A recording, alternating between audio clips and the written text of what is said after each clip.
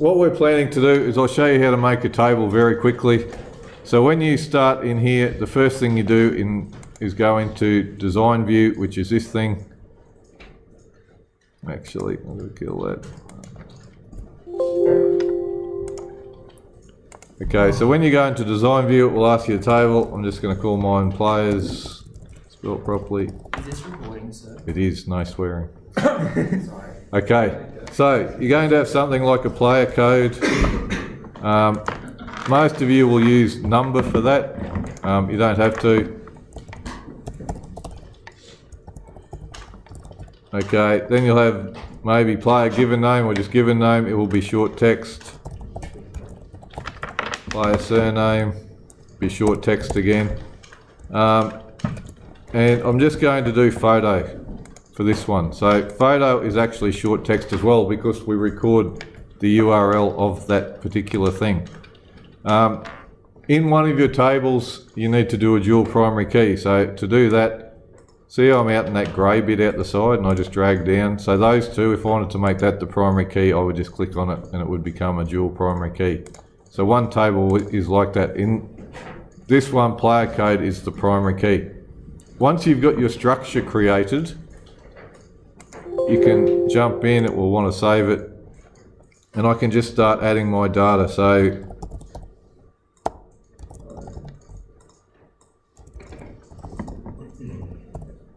apologies to Kumar if I spell his name incorrectly.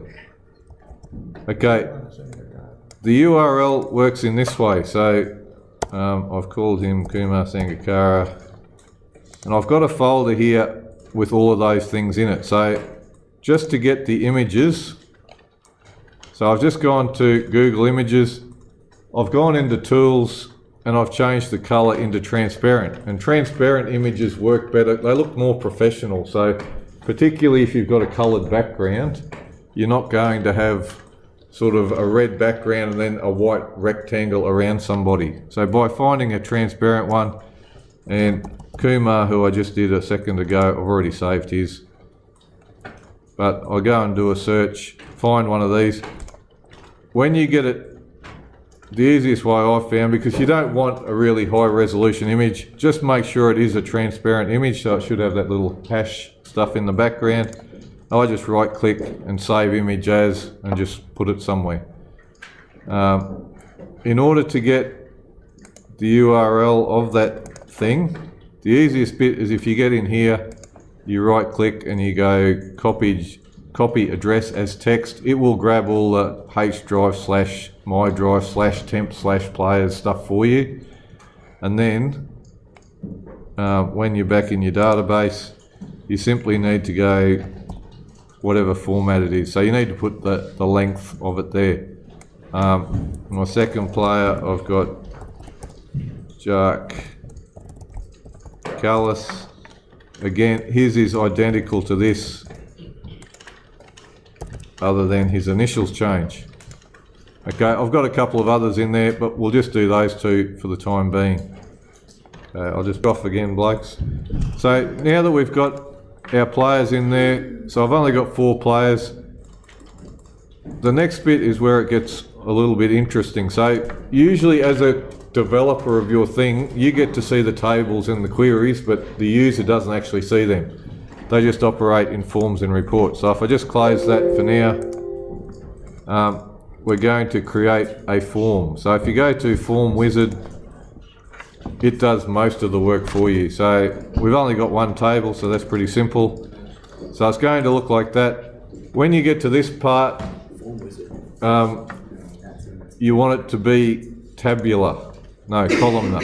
So columnar will show each person on a separate page, if that makes sense, and then you can just use arrows to flick from one person to the next.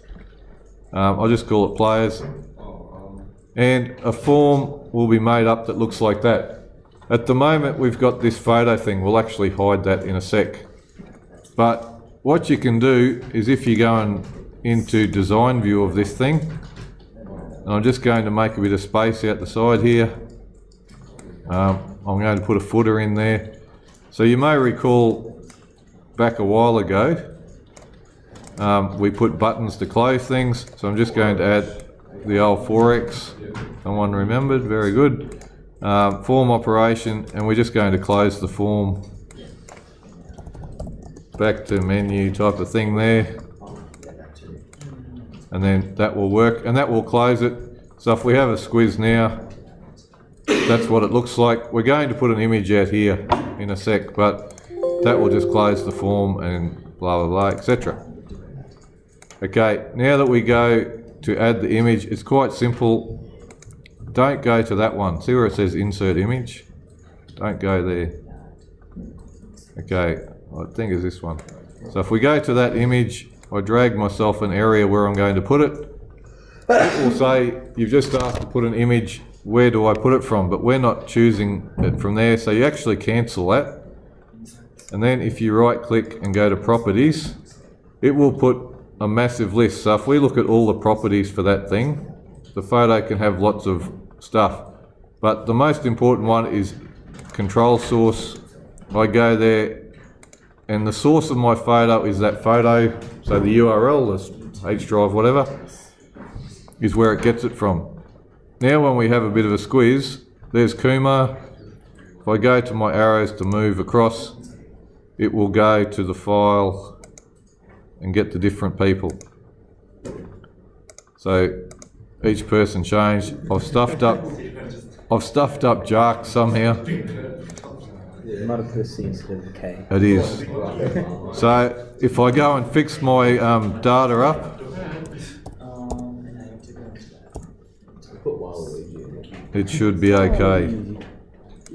So there he is, he's back. So that is how you would create those ones. So you probably have one like that for your players and one like that for your coaches that just add a little bit of professionalism.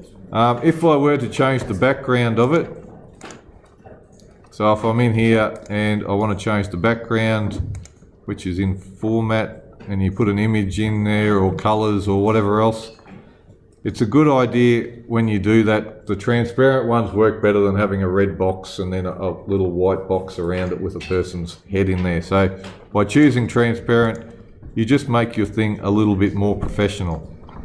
Righto.